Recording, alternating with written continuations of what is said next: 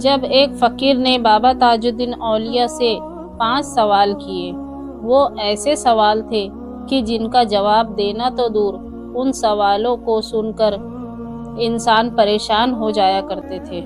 آخر یہ کیسے سوال ہے جو خود فقیر سے بھی پرے تھے؟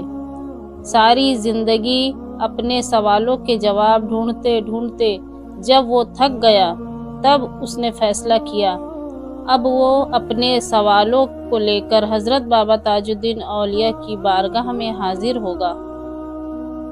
اور پھر وہ دن آیا جب فقیر نے 5 سوال کو لے کر بابا حضور کی بارگاہ میں پہنچا اور ان سے سوال کیا۔ کیا تھے یہ 5 سوال اور ان کے جواب؟ یہ آج ہم جانیں گے آج کے اس علم اور روحانی بھرے ویڈیو میں۔ السلام علیکم ناظرین، میں آپ کی میزبان تاج النشا تاجی حضرت بابا تاج الدین اولیاء رحمۃ اللہ علیہ چلہ شریف بھلائی چھتیس گڑھ سے۔ ویڈیو شروع کرنے سے پہلے بابا تاج الدین اولیاء رحمۃ اللہ علیہ کے چاہنے والوں سے گزارش ہے کہ ہمارا چینل تاج دربار تاج النشا تاجی کو سبسکرائب کر لے تاکہ ہماری آنے والی سبھی اسلامک ہسٹری ویڈیو آپ کو سب سے پہلے ملے۔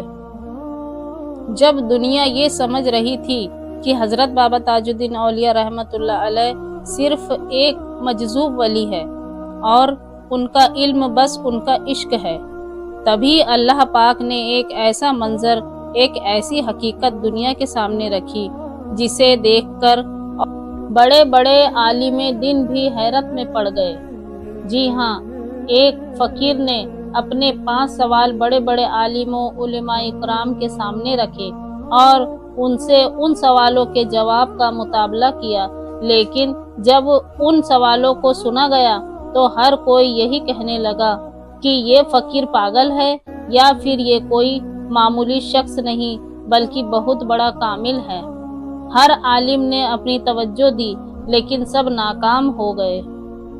اسی وقت حضرت بابا تاج الدین اولیاء رحمۃ اللہ علیہ کا نام اس سمے بھی پوری دنیا میں ایک چڑھتے سورج کی طرح چمک رہا تھا اور آسمان چھو رہا تھا۔ جب اس فقیر کو یہ معلوم ہوا کہ ناگپور کے پاگل خانے میں اللہ کے ایک ولی ہے جن کا نام حضرت بابا تاج الدین اولیاء رحمۃ اللہ علیہ، تو اسے تعجب ہوا۔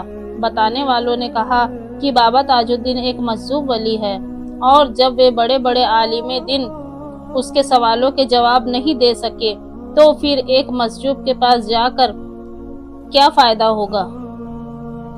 لیکن جب فقیر نے بابا حضور کا نام سنا تو اس نے نیت کی، میں ضرور حضرت بابا تاج الدین اولیاء رحمۃ اللہ علیہ کی بارگاہ میں حاضر ہو کر اپنے سوال رکھوں گا۔ اگر وہاں سے مجھے جواب مل گیا تو میں اپنی پوری زندگی ان کے حکم کے مطابق گزاروں گا، اور اگر جواب نہ ملے تو میں دنیا میں کبھی کسی سے اپنے سوالوں کے جواب نہیں پوچھوں گا۔ وہ فقیر حضرت بابا تاج الدین اولیاء رحمۃ اللہ علیہ سے ملاقات کرنے کی نیت سے نکل پڑے۔ سفر لمبا تھا۔ دن بھر چلنے کے بعد جب وہ رات میں سوئے تو انہیں ایک عجیب سا خواب نظر آیا۔ خواب میں انہیں ایک آواز سنائی دی۔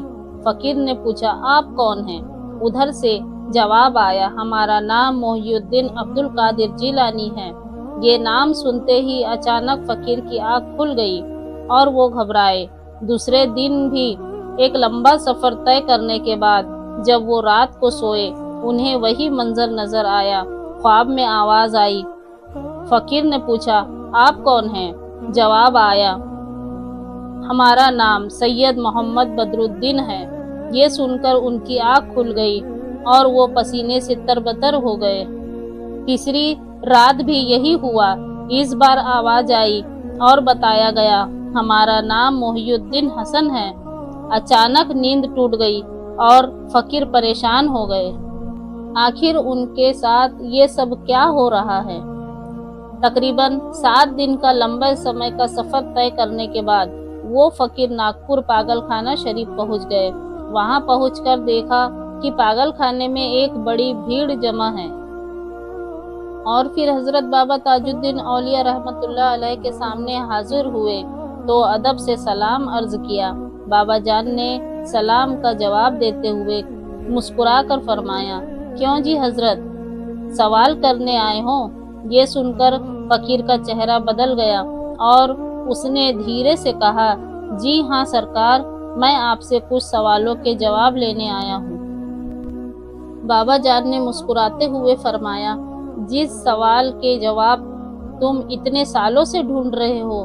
बाबा जान की ये बात सुनकर फकीर हैरान हुआ और बोले, क्या वाकई मेरे सवालों का जवाब मेरे चेहरे पर मौजूद है? बाबा जान ने फरमाया। फकीर ने पूछा, फिर मुझे आज तक ये जवाब नजर क्यों नहीं आए? बाबा जान ने फरमाया, क्योंकि आज तक तुम्हारी मुलाकात ताजुद्दीन से नहीं हुई थी। आज मुलाकात हो गई, अब तुम्हारे सब सवालों के जवाब भी नजर आएंगे। ये सुनकर फकीर के चेहरे पर खुशी छा गई और उसने मन ही मन कहा, इतने सालों के बाद आखिरकार मेरे सवालों के जवाब मिल जाएंगे। बाबा जान ने पुकारा, आओ जी हजरत, हमारे करीब आ जाओ। फकीर अदब के साथ बाबा हुजूर के करीब आए और बैठ गए। बाबा जान ने फरमाया, क्या है तुम्हारा पहला सवाल? फकीर ने कहा, सरकार, मेरा पहला सवाल यह है कि इबादत का असल सुकून कहाँ है?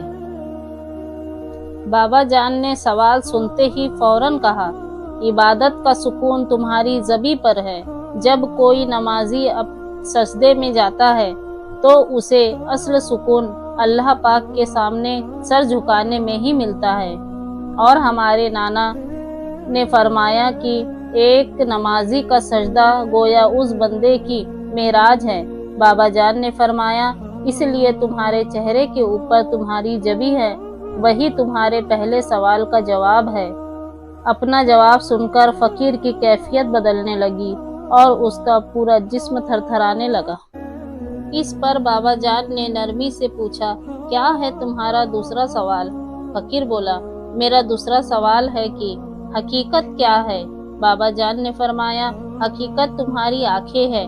किसी के कहने पर तुम्हारा यकीन करना तुम्हारा ईमान है, लेकिन अपनी आंखों से देखना हकीकत है। जैसे अल्लाह के रसूल ने फरमाया, अल्लाह है और एक है, उसके सिवा कोई माबूद नहीं है, और मोहम्मद मुस्तफ़ा सल्लल्लाहु ताला अलैहि वसल्लम उनके अल्लाह के आखिरी पैगंबर है।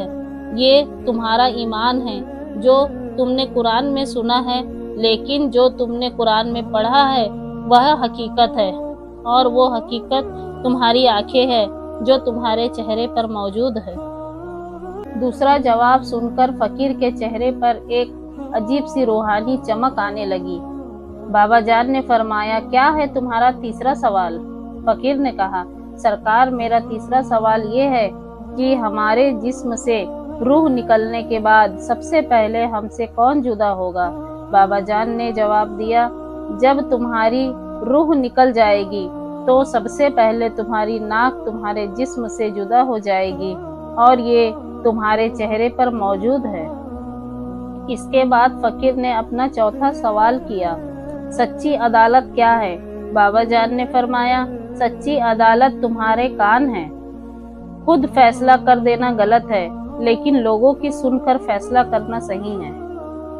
और सच्चा फैसला करने वालों के कान बोलने वालों की आवाज़ सुनकर भी पहचान जाते हैं कि सामने वाला सच बोल रहा है या झूठ। आखिर में बाबा जान ने मुस्कुरा कर पूछा, क्या है तुम्हारा पांचवा और आखिरी सवाल? फकीर ने अर्ज किया, सरकार, मेरा आखिरी सवाल ये है कि हमारा ईमान कहाँ है? ये सुनकर बाबा हुजूर मुस्कुराए और कहा, क्या तुम्हें कलमा पढ़ना आता है? फकीर ने जवाब दिया, जी हाँ आता है। बाबा जान ने फरमाया, ठीक है तो कलमा पढ़ो। फकीर ने बड़े ही अदब के साथ कलमा पढ़ा। बाबा जान ने मुस्कुरा कर कहा, अब समझ में आया तुम्हारा ईमान कहाँ है? फकीर ने सिर झुकाकर कहा, हाँ, मेरा ईमान मेरी ज़बान पर है। इसके बाद फकीर की आंखों से आंसू बहने लगे और उसने अर्ज किया, हुजूर, दुनिया तो आपको मजजूब कहती है, लेकिन आपने तो आज मौला अली करमुल्लाहि वजू करीम का जलवा दिखा दिया। मेरे सरकार, आपकी सिफत क्या है? आप कौन हैं? बाबा जान ने फरमाया, वो तो हमने तुम्हें पहले ही बता दिया। फकीर कुछ देर सोचने लगा, तभी थोड़ी देर बाद बाबा जान ने अपनी जुबान पाक से वो जुमला फरमा दिया जिसने उस फकीर की पूरी दुनिया ही बदल डाली। बाबा जान ने कहा, जब हम तुम्हें अपने पास बुला रहे थे तो हमने तुम्हारे ख्वाब में आकर तुम्हें बताया था कि हम कौन हैं। ये सुनना था कि फकीर पर एक अजीब सी कैफियत तारी हो गई और वो अपने आप को संभाल नहीं पा रहा था।